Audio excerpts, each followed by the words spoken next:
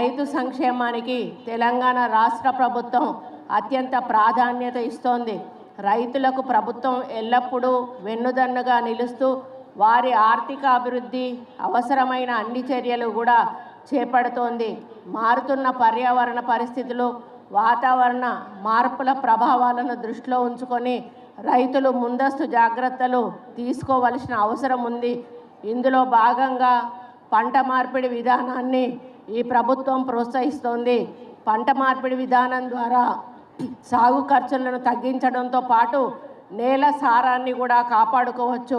పంటల వైవిధ్యంతో రైతులకు మెరుగైన దిగుబడులు, స్థిరమైన ఆదాయం లభించేలాగా ప్రభుత్వం చర్యలు తీసుకుంటుంది. జిల్లాలో వరి పంట 1,39,997 ఎకరాల్లో ప్రతి సంవత్సరం పండిస్తున్నాం.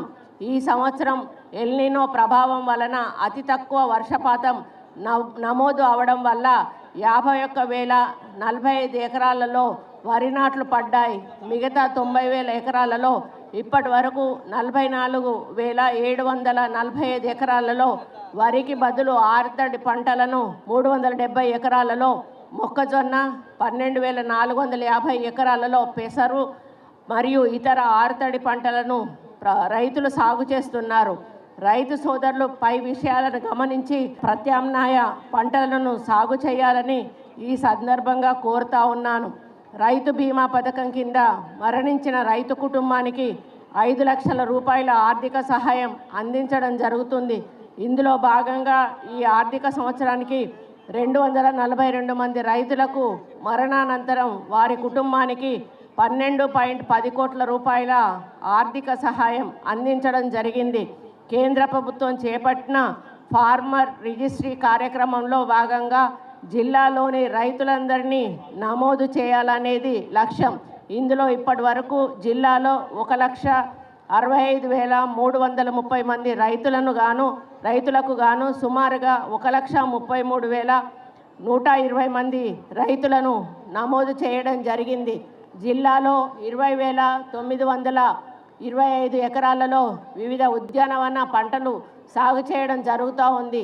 ఈ ఆర్థిక సంవత్సరంలో సమీకృత ఉద్యాన అభివృద్ధి మిషన్ MIDH ద్వారా 247.35 లక్షల ఆర్థిక లక్ష్యానికి గాను ఇప్పటి వరకు 1,193 ఎకరాల్లో 585 మంది లబ్ధిదారులను ఎంపిక చేసి వీరికి 21 లక్షల ఆర్థిక సహాయం కొరకు ప్రతిపాదనలు పంపించడం జరిగింది. ఎలినో ప్రభావం వలన ఆరుతడి పంటలకు ప్రాధాన్యత ఇవ్వాల్సిందిగా రాష్ట్ర ప్రభుత్వం చేసిన సూచన మేరకు కూరగాయలు, పండ్ల తోటలు, బిందు సేద్యం, తుంపర్ల సేద్యం వంటి వాటికి ప్రాధాన్యత ఇచ్చేందుకు రైతులకు అవగాహన కల్పించడంతో పాటు ఈ ఆర్థిక సంవత్సరంలో 1,100 ఎకరాల్లో 173.80 లక్షల వ్యయంతో పామాయిల్ తోటలు పెంచుటకు లక్ష్యాన్ని నిర్దేశించుకోగా ఇప్పటికీ 76.23 లక్షల వ్యయంతో 211 మంది రైతులు 566 ఎకరాలలో పామాయిల్ మొక్కలు నాటడం జరిగింది. మత్స్యశాఖ ద్వారా ఈ ఆర్థిక సంవత్సరంలో 12,388 టన్నుల చేపలు, 360 టన్నుల రొయ్యలు ఉత్పత్తి చేయడం జరిగింది. 100% సబ్సిడీతో ఒక రిజర్వాయరు, 705 మీడియం మరియు మైనర్ ఇరిగేషన్ చెరువులలో 195.89 లక్షల విలువగల చేప పిల్లల పంపిణీ చేయడం లక్ష్యంగా చేసుకోవడం జరిగింది. జిల్లాలో 2 ప్రాంతీయ పశు వైద్యశాలలు, 24 ప్రాథమిక పశు వైద్యశాలలు, 31 గ్రామీణ పశువైద్య కేంద్రాల ద్వారా 1,25,000 పశువులు, 5,76,000 మేకలు, గొర్రెలు, 36 లక్షల కోళ్లకు వైద్య సహాయం అందించడంతో పాటు ఆయా కుటుంబాల అభివృద్ధికి సహాయం చేయడం జరుగుతూ ఉంది.